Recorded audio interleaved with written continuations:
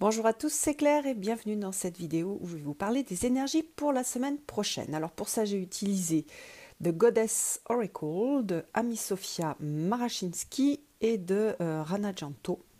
C'est un jeu que j'adore et qui malheureusement n'existe qu'en anglais, mais j'avais envie de vous faire partager lors de ce tirage pour la semaine. Alors, comme d'habitude, je me suis concentrée et j'ai demandé à l'univers de guider tous les guerriers de la lumière. Alors, la première carte, c'est pour lundi, mardi. Et cette première carte, alors je vais faire comme ça, c'est la déesse Déméter. Donc là, on est sur le panthéon grec. Déméter, c'est une déesse qui a vécu un choc traumatique, c'est-à-dire que sa fille Perséphone, elle a été capturée par le dieu des enfers, Hadès, et elle a eu un tel choc émotionnel qu'elle a retiré ses forces de vie de la terre et que l'hiver est arrivé, parce que c'est elle, c'est une des déesses de l'agriculture, etc. Donc Zeus, lui, va intervenir, et il va intervenir auprès d'Hadès, mais Perséphone avait mangé une grenade, le fruit des enfers, et donc elle ne pouvait pas partir. Par contre, elle n'avait mangé que 6 grains, donc il y a une possibilité qu'elle reste donc 6 mois en enfer et 6 mois avec sa mère. Voilà. Donc ça, c'est pour la petite histoire, pour voir un peu le lien avec le tirage. Donc en fait, quand on a Déméter qui vient comme énergie, on a en fait une déesse qui va nous guider pour nous diriger à travers le monde des sentiments et des émotions, ce labyrinthe de sentiments et d'émotions. Et c'est une déesse qui va nous inciter à, premièrement, accepter, deuxièmement, reconnaître, troisièmement, exprimer ses sentiments. Alors les sentiments, souvent on confond les sentiments et les émotions. Les sentiments, c'est ce que l'on sent. Et les émotions, ce sont les réactions que l'on va avoir vis-à-vis des sentiments.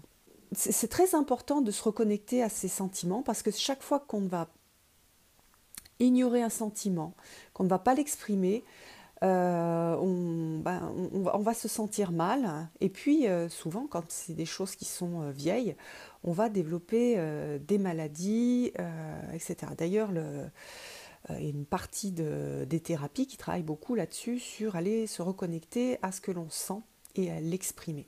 Alors, l'exprimer, c'est pas agresser les autres, mais c'est exprimer ce que l'on ressent et ce que l'on vit. Donc, comme je disais souvent, d'abord dans l'enfance, on est beaucoup à avoir appris qu'il ne fallait pas exprimer ses sentiments.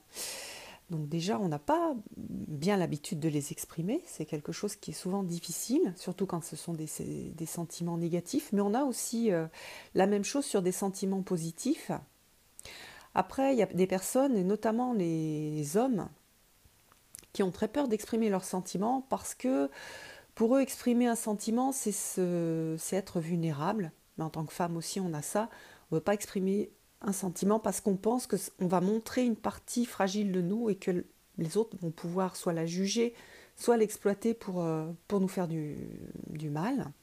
Et puis aussi, quand on n'a pas l'habitude de les exprimer, on a peur d'être submergé par l'émotion qui va venir avec le sentiment. Alors en fait, ce qui se passe, c'est exactement le contraire, c'est-à-dire qu'à partir du moment où on va exprimer les sentiments, on va pacifier un peu les émotions qui vont aller avec. Parce que quand on contient plein de sentiments qu'on ne va pas exprimer, on a une sorte de nœud émotionnel qui se crée et ça prend beaucoup d'énergie. Ça nous met dans des situations de faiblesse et des situations qu'on ne comprend pas. Et donc voilà, pour lundi, mardi, c'est important de commencer à voir à quels endroits on a bloqué un certain nombre d'expressions de sentiments.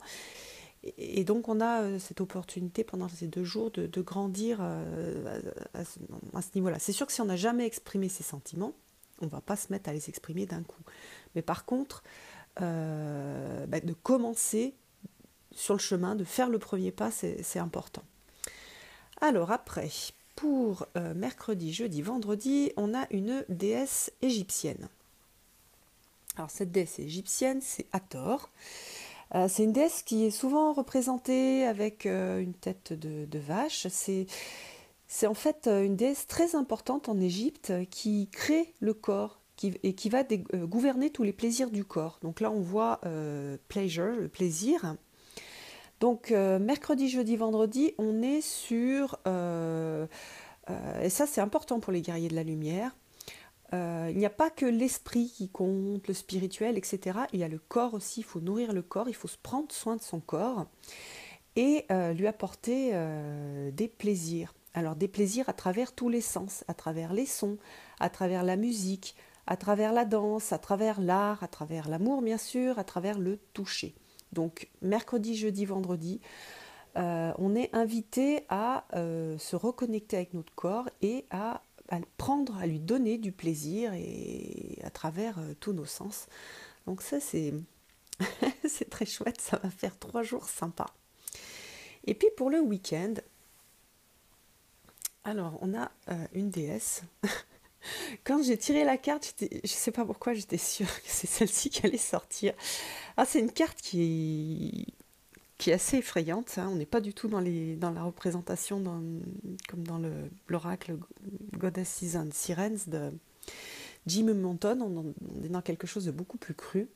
Cette déesse est une déesse irlandaise et c'est la déesse de la vie et de la mort. Et c'est aussi une déesse qu'on appelle la déesse des portes. Alors la première porte que l'on passe, c'est le yoni, c'est le sexe de la femme quand on naît. On passe par cette première porte qui représente donc un changement.